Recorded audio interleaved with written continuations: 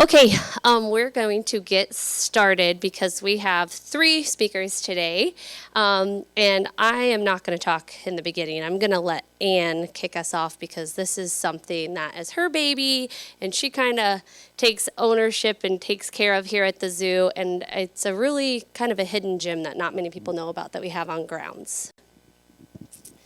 Welcome all. You'll learn a little bit about the history of the Shirling Sanctuary that actually lives outside our perimeter fence on a peninsula on the Blue River down in the forest area of the zoo. Our first speaker is Elizabath Stoakes from the Burroughs Audubon Society, and she's going to speak to why there even exists a Shirling Sanctuary in Swope Park. So please welcome Elizabath Stoakes.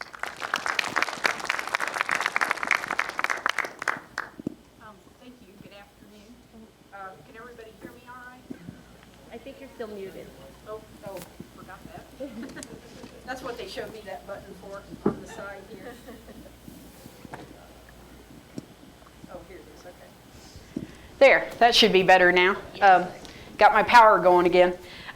Good afternoon. I'm Elizabath Stoakes. I've been with Burroughs Audubon Society, which used to be Burroughs Nature Club until 1972. For about 25 years. I'm a past president and currently serving as historian the past few years. How many people here have ever heard of Albert Schirling? Has anybody heard of him? Well, that's good, a few people. Albert Schirling was a mainstay of our group for many years, and Anne asked me to introduce you to this man. He was an intriguing man, and explain why he has a piece of Swope Park named after him. Thank you for inviting me today. And before we start, on behalf of BAS, I'd just like to take a moment to thank the staff of the Kansas City Zoo and everyone at KC Wildlands who has taken an interest in preserving Shirling Sanctuary in the face of invasive species, rising maintenance costs, and all the other issues that go with saving the unique wild places in Kansas City and everywhere. We appreciate their time and effort. We'll talk a little bit about the life and times of Albert Elwood Shirling.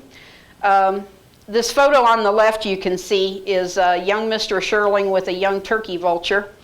There was a large group of roosting and nesting turkey vultures that were always seen at Swope Park in the early 1900s near the limestone bluffs. And he studied them as he became interested in birds along with a Dr. Albert Cordier.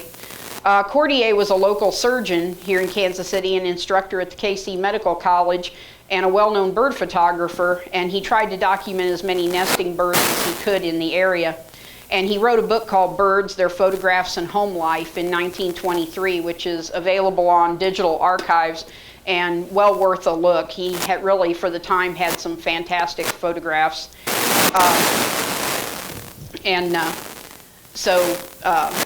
That's worth a look there, and you can see Mr. Shirling posing the turkey vulture for his portrait. You see he had the foresight to wear an apron. Turkey vultures are really messy birds. They not only defecate, but they can also vomit when they get upset, so he had the foresight to wear an apron. And then the other photo, Mr. Shirling looking pretty dapper at the age of 30. When he was new to Kansas City, in the Manual High School Training Yearbook, in his first teaching job after college. He taught school briefly between his own high school and college career, so he was a little older when he attended college than you might expect. So he was 30 before his career really got underway. And so just a brief sketch, some of his personal life. He was born in 1875. We don't know the date, only the year, near Sunman, Indiana, which I'd never heard of it, and maybe you haven't either. It was a little town in southeast Indiana near Cincinnati and Louisville, Kentucky. It's only 1,200 people today, so in Shirling's time it was probably a quarter that size, just a really tiny rural town. We don't know too much about Shirling's family, except that his parents did immigrate to the United States as children, so he was a first-generation American. We're not even sure what country they came from. But he had a typical rural boyhood at the time, fishing and going around outside a lot, exploring, gathering the native plants and fruits, and he enjoyed that and relived those memories in a lot of his later writing. He didn't come to Missouri until he was 22. His father had died. He came to live with his married sister, who was in Oregon, Missouri, up in the northwest corner of the state. Taught school there really briefly, and then went to the Missouri State Teachers College, which is now, of course, the University of Central Missouri at Warrensburg. Graduated in 1903. He had a Bachelor of Science. He met a fellow teacher while he was there, Ethel Parker from Pleasant Hill, Missouri. They got married in 1905, settled in Kansas City after they had been a short time in St. Louis. So eventually they had 3 sons, 2 daughters, and 7 grandchildren. So didn't spend all his time in the field. He did end up with quite a family. I was curious when I was researching this as to why he became a teacher, when he probably could have taken up other careers. But reading about him, I think he found his own early education he thought was rather inadequate, and he wanted to provide a better educational experience for other people. He thought some of his early teachers were uninspiring, he said. He wrote an article about the rural one-room schools in the old times. Said they were often poorly equipped and the teachers were not well trained. Some of the teachers had just little more education than the children that they were teaching. And the school terms were really short in the agricultural times. 100 days was considered a long school term. And that depended on how much children were needed for farm work. So he learned the basic skills, but he was not romantic about the one-room schools like some people are. And he thought the Kansas City public schools that he came to were a large improvement. So, whoops, skipped over there. This is the Shirling homestead in Kansas City, summer and winter views. The house is still standing, 3849 East 62nd Street. Actually looks a lot the same now. Less than a mile from Swope Park. The winter photo says there's a path to our door and a welcome inside from the Shirlings. And so he was able to walk to Swope Park every day. It was very close by. He literally was in love with this park. He fell in love with its woods and fields when he moved to Kansas City. Never tired of exploring it and showing it off to other people. And fortunately, teaching natural sciences, he was able to make it his workplace. And had his own bird feeders there, and of course got to observe his birds at his own place, but that's the home he lived in for almost half a century. He liked young people, so he was really an enthusiastic supporter of Boy Scouts. This is one of my favorite pictures of him. The boys look like the Little Rascals, don't they? Anybody that remembers the Little Rascals. So the Boy Scouts began in 1910, and he spent a lot of Sundays in Swope Park helping the boys earn their badges for bird study, for forestry, for botany, and those interests. His wife estimated that over the years he probably taught more than 3,000 Boy Scouts. And he's in the background of this picture in the fedora. He was a pretty natty dresser. Went out to do the Boy Scout stuff in his Sunday best there. And this photo was taken at Swope Park with one of his Boy Scout groups, but that's one of my favorite photos of him. And so Mr. Shirling spent the first 12 years of his career as a high school science teacher at what was called Manual Training High School. I'm not sure if that school is still open, but that's what it was at the time. And this was when he really took up serious bird study. He began his bird watching with a used pair of opera glasses. In the days before binoculars, a lot of people used opera glasses.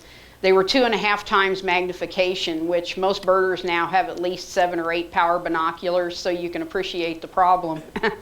And he said they cost $3 used. That was his first pair of optics, but he really appreciated the improved optics in later years. But his ID skills were wonderful with birds, considering, the limited optics, but it forced the early birders to learn birds by behavior and to learn songs, which probably, benefited them a lot in the long run. And this article about the Christmas bird counts had been taken annually since 1900. They were started by Frank Chapman, who helped found the National Audubon Society in 1905.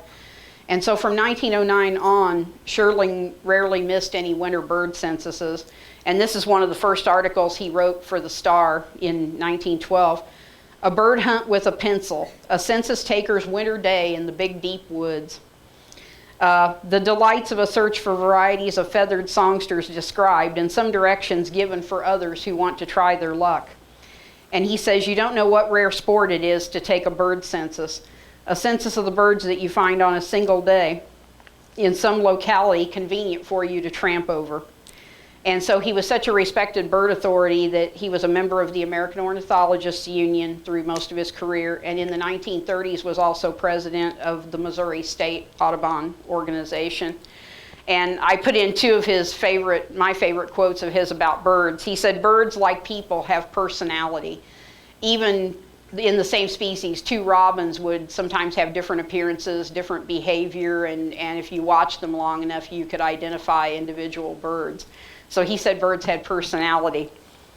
And the other, the more you know about birds, the more interesting they will become. Make use of every opportunity for observations. Keep records and be proud of your achievements.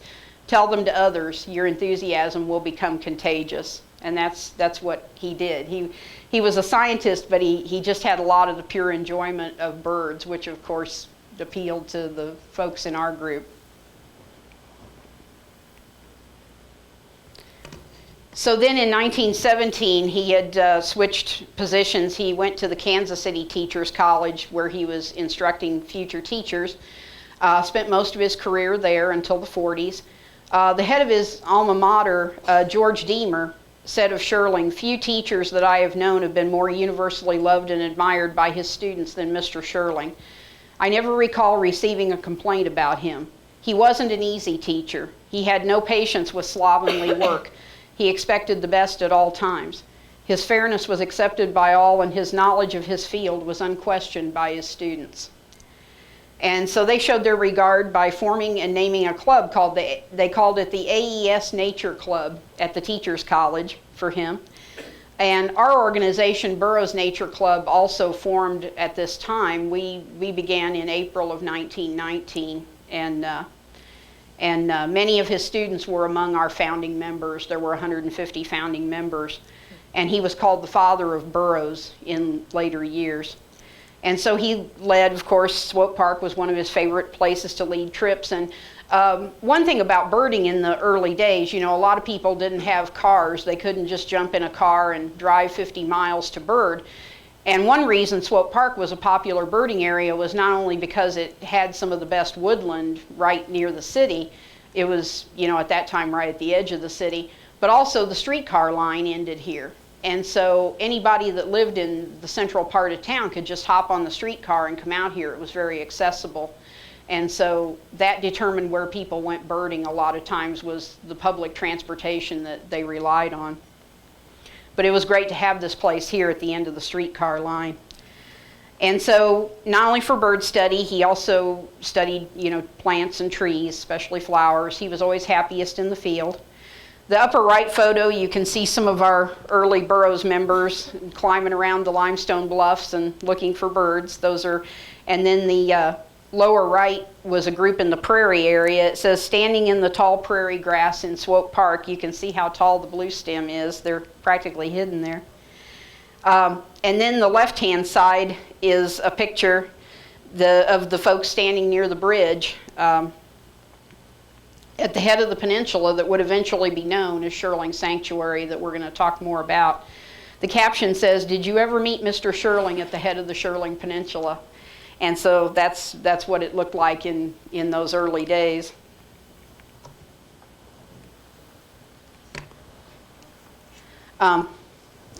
This article that Mr. Shirling wrote for a teaching journal is undated, but was probably in the 1930s or early 40s.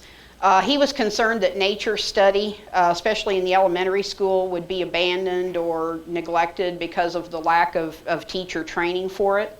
And so he didn't want that to happen. He didn't invent what they call the project method of teaching now, but it was a brand new thing at the time, and all the teachers were very excited about it. He thought it was a great approach to nature study in the classroom.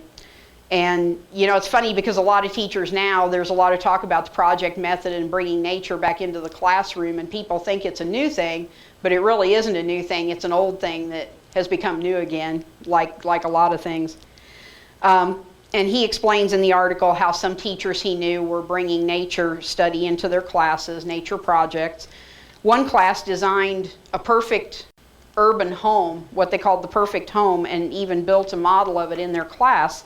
It had native plants for the birds and wildlife, and vegetable gardens for the people, bird feeders and houses. It was about creating habitat and shade trees to beautify the house, and so that was one entire project for the class. And then another class had a nature club where the students would divide themselves into committees, and some would study birds and some insects and some plants. And they kept live insects and animals in the classroom, studied their habits, and shared what they learned with the other children. So a lot of it was student directed. And then the teachers gave outdoor hikes, organized outdoor hikes as rewards for the good work. That was the reward for the children. And so he noted, you know, it assisted in all the areas of teaching, the art, writing skills, mathematics could all be brought in, and it promoted teamwork with the kids. And they would develop lifelong interests and want to learn more because, one of his favorite quotes at the bottom there, contacts with nature are far more thrilling than the vicarious interest through the medium of a book or a speaker. And I think we can all agree that's true.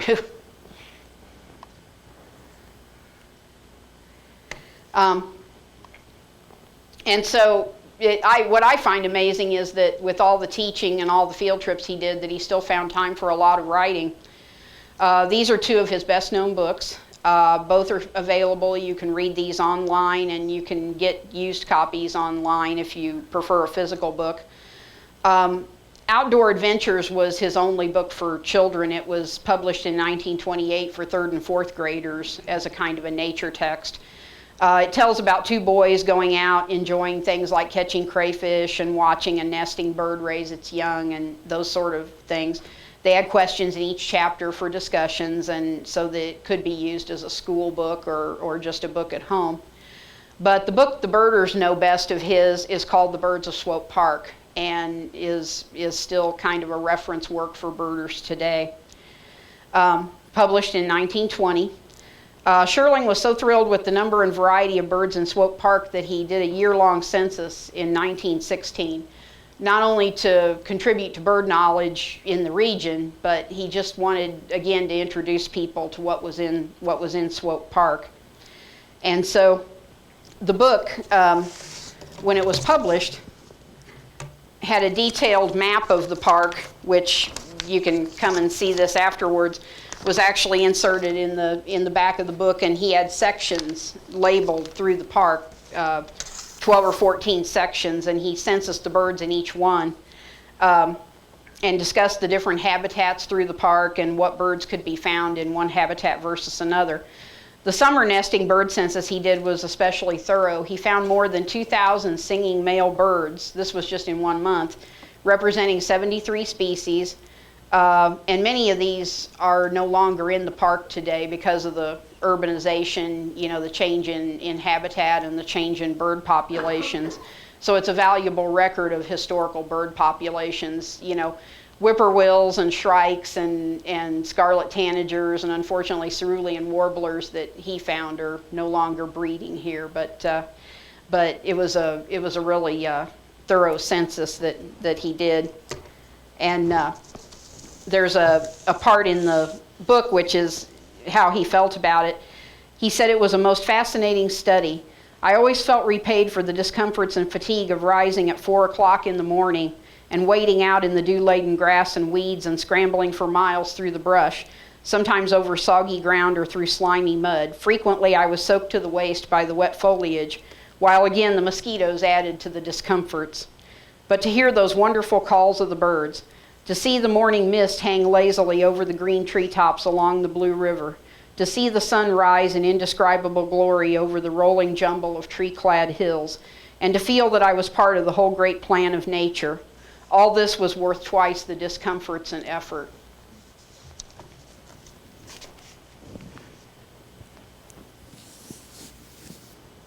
If you like birds, I highly recommend reading The Birds of Swope Park. It's a nice little book. And then most people, one thing they really don't know, that Schirling wrote poetry. I say he had the eye of a scientist and the soul of a poet. And even in our group, very few people are acquainted with his poems. And he wrote for pleasure, not only on birds, but mostly about birds, but used his bird poems to help other people learn to identify birds, to become more proficient. So here are two examples of poems he wrote in 1927.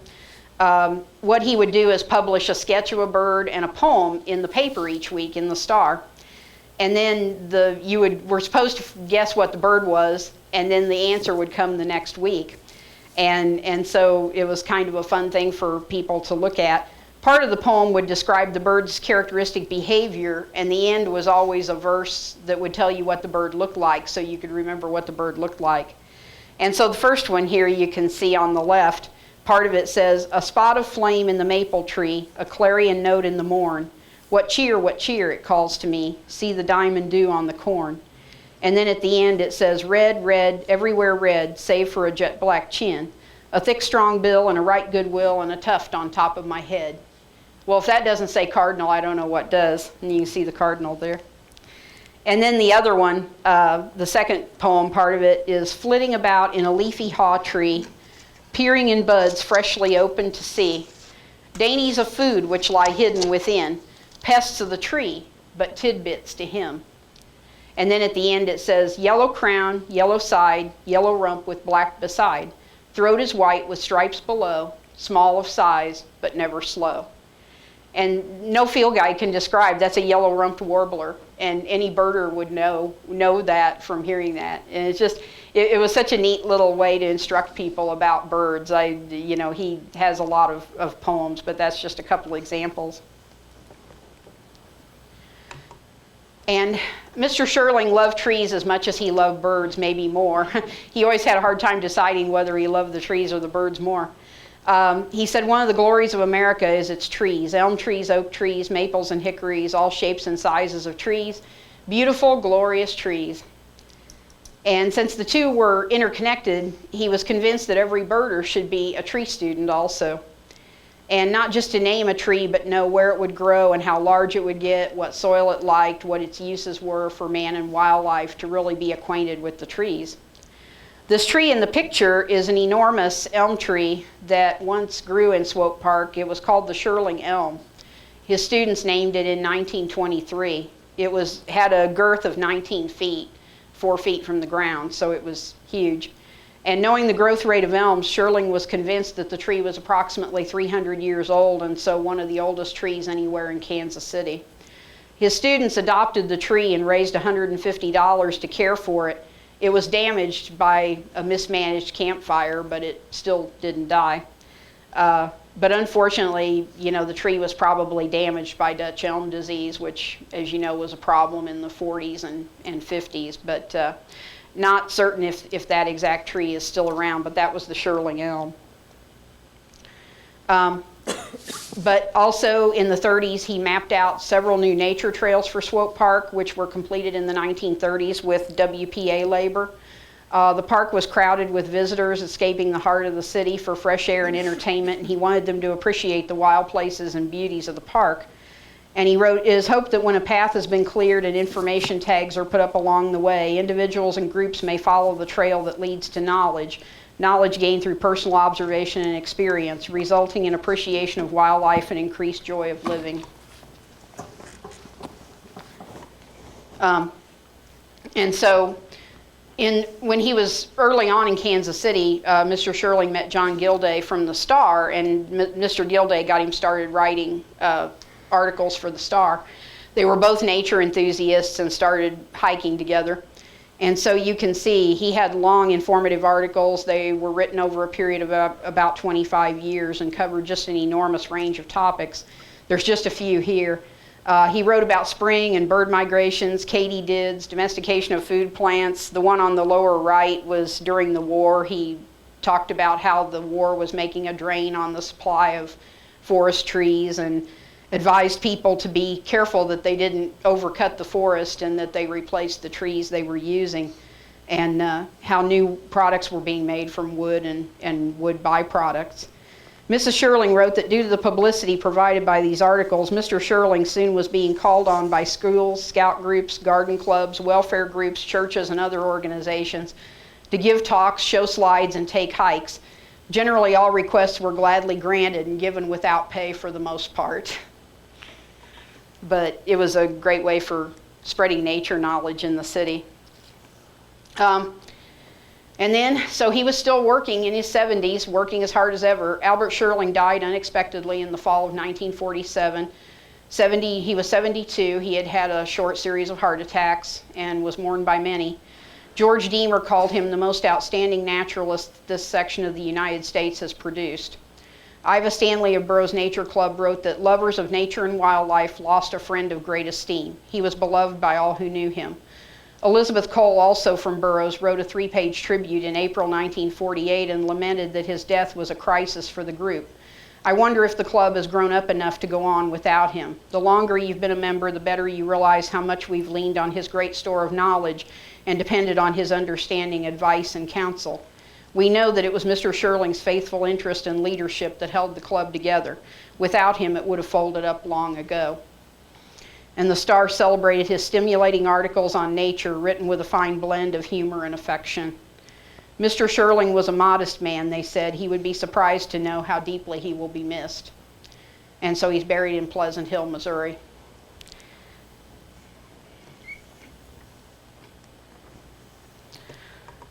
So what happened then? As soon as the shock of Mr. Shirling's death had subsided, members of Burroughs Nature Club began considering ways to honor his memory and formed a Shirling Memorial Committee in 1948. Monetary contributions began to accumulate and were saved to earn interest pending a decision, which was not finalized for several years. They were trying to decide what to do. There was even a suggestion to rename the Burroughs Nature Club the Shirling Nature Club, but this idea was soon abandoned. Members of the Memorial Committee noted, "We know that Mr. Shirling deeply regretted the increasing encroachment upon the few remaining natural habitats of birds and animals, and this fact led him often to express the wish that a wildlife reserve might be provided which would be free for all time from the aggression of an ever-expanding city."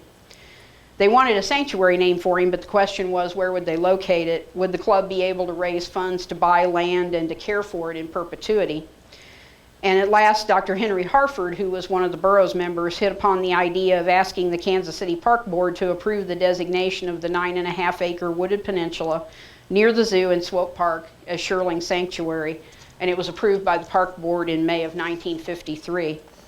And then you can see the map here on the left.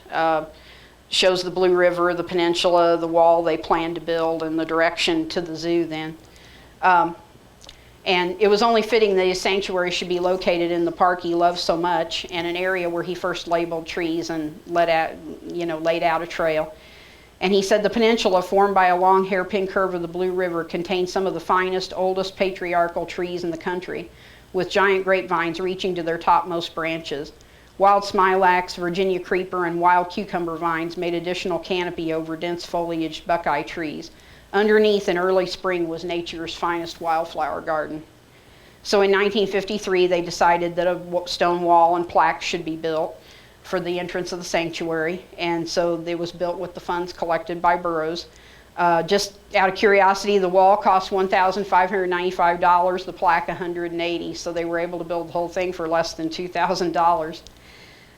So this arrangement worked well for all. The Burroughs members could continue to enjoy the sanctuary for nature study in perpetuity as Shirling intended, and help with the upkeep and cleaning of the monument, but the park board could help with trail maintenance and general protection for the peninsula. So the sanctuary was dedicated on May 9th, 1954. George Deemer gave the address that day and noted that Burroughs Nature Club, which Albert Schirling helped to found and nurture, was a living monument, perhaps more enduring than this stone because of its influence in promoting nature interests. That's Mrs. Shirling on the right near the monument. She was pleased with the results with the sanctuary, but she only got to enjoy it for a few years. She passed away by spring of 1957, but she did get to see the sanctuary. The plaque says Shirling Sanctuary. This tract is preserved in its natural state in memory of Albert Elwood Shirling, teacher and naturalist, 1875 to 1947. Here among the trees, flowers, and wild creatures of this woodland, he inspired an appreciation of nature, unspoiled and undisturbed. Dedicated 1954, Burroughs Nature Club. And the cards they gave out had a sentiment he would have liked. It said, learn to look, to listen, and to wonder. And then I'd just like to say, if you want to read more about Albert Schirling, there's some great scrapbooks, 2 scrapbooks at the State Historical Society of Missouri. They're permanently housed here at the Kansas City branch of the State Historical Society. I'd like to thank their staff for their help, and my husband Michael, who's here today, for the technical support. And I'm grateful to Isabella Clark, who was a Burroughs member and Shirling student. She compiled the scrapbooks in 1951. And all the Burroughs members who love Mr. Shirling enough to preserve his work and his memory for future generations of naturalists. Thank you.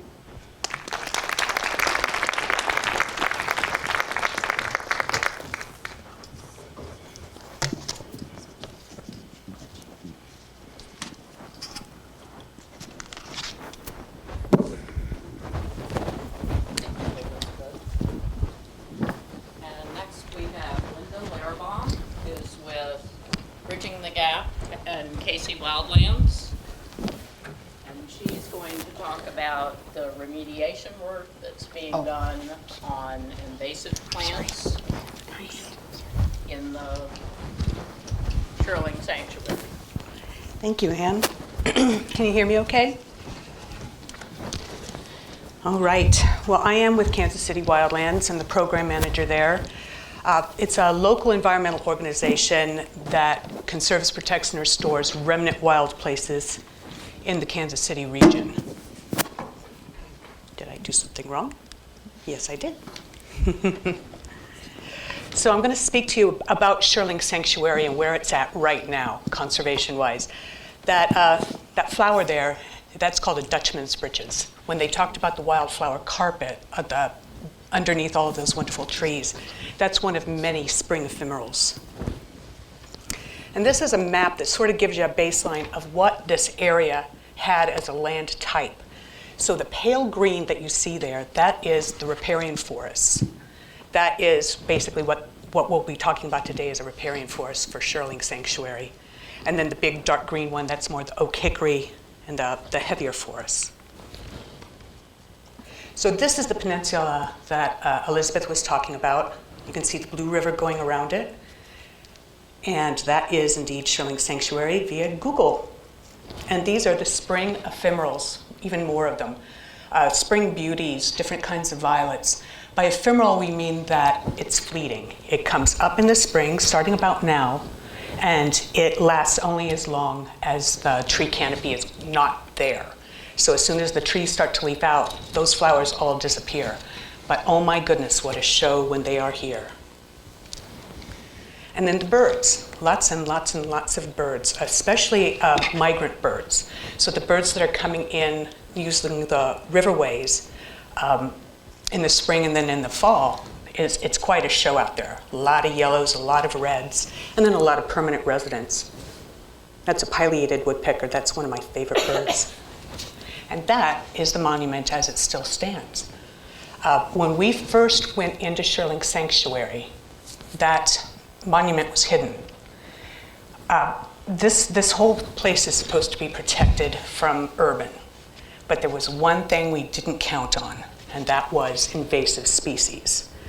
And when those came in, oh, I'm sorry, I'm getting ahead of myself. This is the bridge. I'm sure you guys have all walked over it before. This is the bridge that takes you to the beginning of Shirling Sanctuary.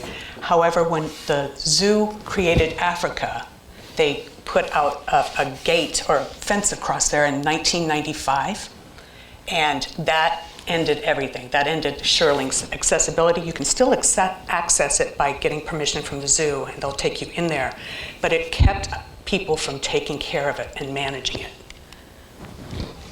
So that's sort of when Kansas City Wildlands got involved in 2002, actually, is when we were formed. And in 2004 is when we found out about Shirling Sanctuary through our partners, Burroughs Audubon Society, and decided to see if we could do something about it. So we immediately got on the ground going after these invasive species. I'm kind of running ahead of myself, so if I skip something here, I'll probably back up, but please do ask questions afterwards. What you see on the ground there is winter creeper. That's not the beautiful grapevines and cucumber vines that they talked about in that original thing that Elizabath was speaking of. This is an exotic invasive species. This was what happened when the urban areas, when this was kept separate from the urban areas, the urban impact was still very strong. This is an exotic species that was planted in all over the city for a landscape plant. But outside of its normal range, which is in Asia, it becomes extremely aggressive and will kill everything in its path. So we went in there, and about 50 Rockhurst University students hand-pulled from around the area that the spring ephemerals were. We also cut down a lot of shrub honeysuckle. Burroughs Audubon in that year gave a hike. It was actually Earth Walk, I think it was in May. And Burroughs Audubon took people back in there along with the zoo, and just absolutely, well, we all kind of like looked around and went, how did we not know about this place? This place is stunning. And kind of made this thought of, could we bring it back? Is there any way we could actually bring Shirling back? And the answer was no at that time. Wildlands was just getting started. We work on 17 different sites, remnant sites across the region. This was too much. This was going to take way too much effort, way too much volunteer time, and the winter creeper is just kind of too tough to tackle. So we decided to put our resources elsewhere, at least in the beginning. And Burroughs Audubon Society continues to do bird surveys out there. And we tried to keep it relevant, Shirling Sanctuary relevant, but those invasives, they just kept coming in. They just kept coming in. We've actually got 14 species of non-natives in there. And several of them are very, very aggressive. But back in 2016, we went back again and we took another close look. And yeah, they're still going, but my goodness, look what we've got there. Look at those trees. I mean, the two champion elms that were originally identified in there, we cannot find, they're gone. But the sycamores, the breadth of the plants there was just outstanding. The plants that you see in the middle there, that's mayapple. That comes up, that's just a beautiful spring ephemeral.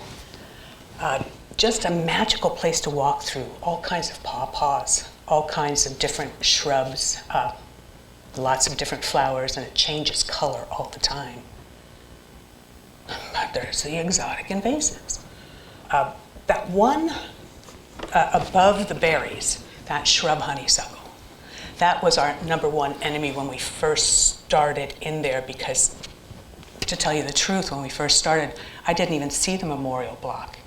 That shrub had completely covered it. And the big damage with that shrub is first thing to green up in the spring, last thing to drop its leaves in the fall, and it puts out a chemical in the soil. So anything that's underneath it no longer exists. It's just bare dirt. Every time the river rose and it flooded in there, there was nothing to hold it back. It just went right underneath that honeysuckle and took the dirt with it. Garlic mustard, same thing. It tends to poison the soil around it so that nothing else can grow. And then, of course, the winter creeper.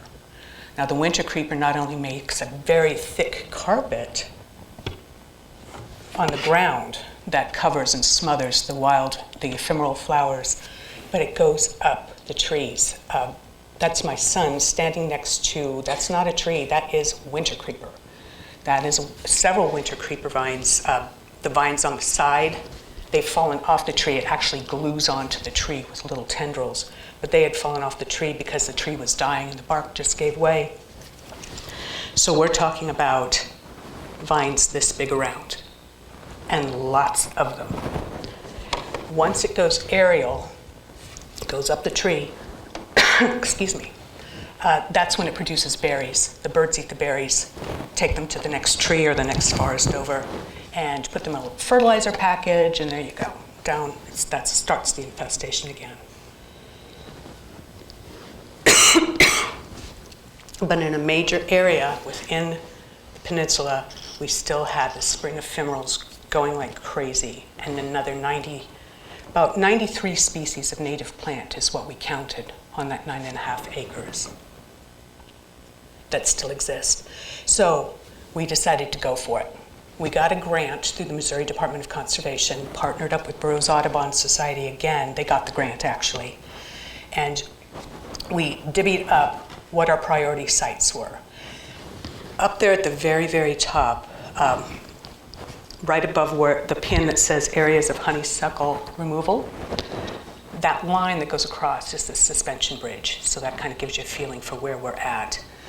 And we access right past the suspension bridge. We go through the fence. And then we got into the areas of honeysuckle. That first top yellow pin is about where the Burroughs Monument is. We brought in lots and lots of students and volunteers and removed all the honeysuckle. Boom. Then we had to contend with that winter creeper. So hand pulling is about impossible. So we hired a company called Habitat Architects who came in and down in the transition area where the winter creeper basically has killed the plant life underneath it. But we want to kill that winter creeper and see what comes back. There could be a seed bank. We've seen that happen before.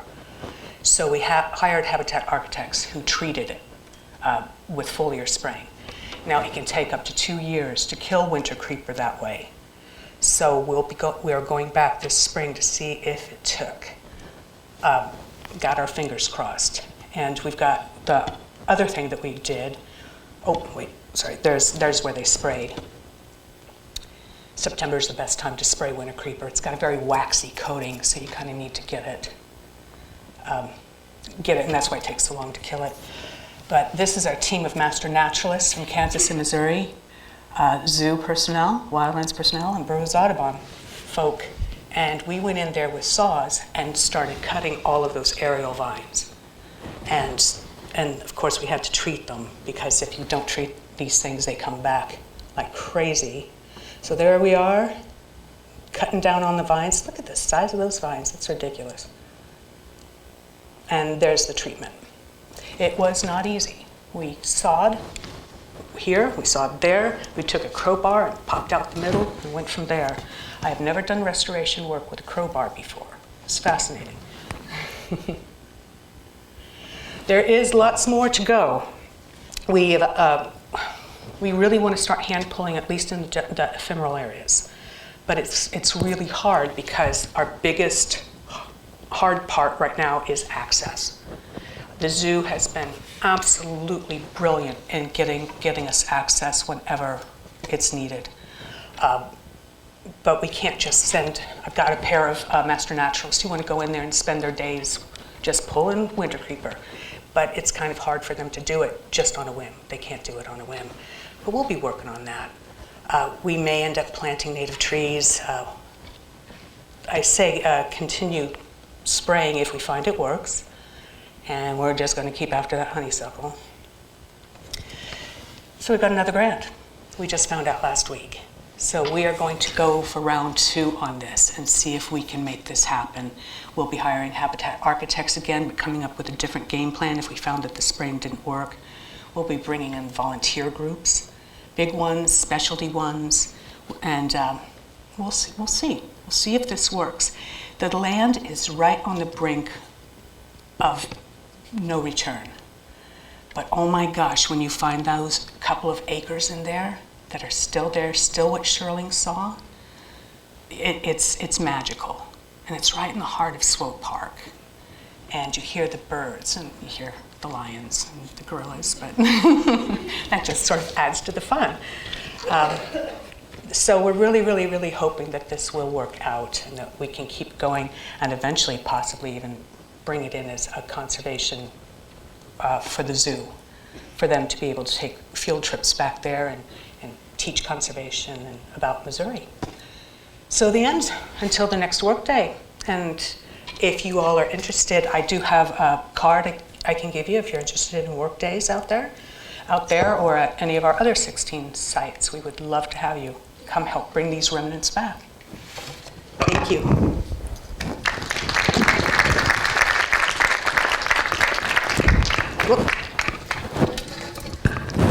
Okay, well, I think hopefully you guys learned some stuff today. I know I did, and I've talked to Anne quite a bit about the Shirling Sanctuary.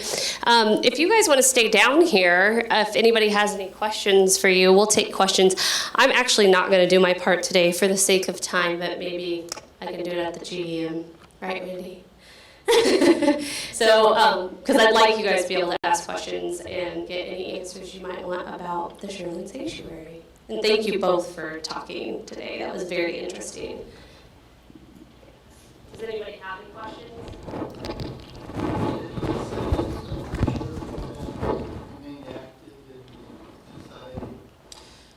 The question was, have any descendants of Mr. Shirling remained active with Burroughs?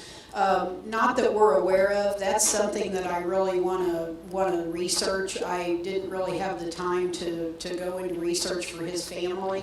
His daughters moved away. One of his sons lived right down the street from him, and the others were still in the area, but I'm not aware of any of his descendants that stayed active with the group, and I'm not sure what they did for careers, if they were still involved in natural sciences, unfortunately.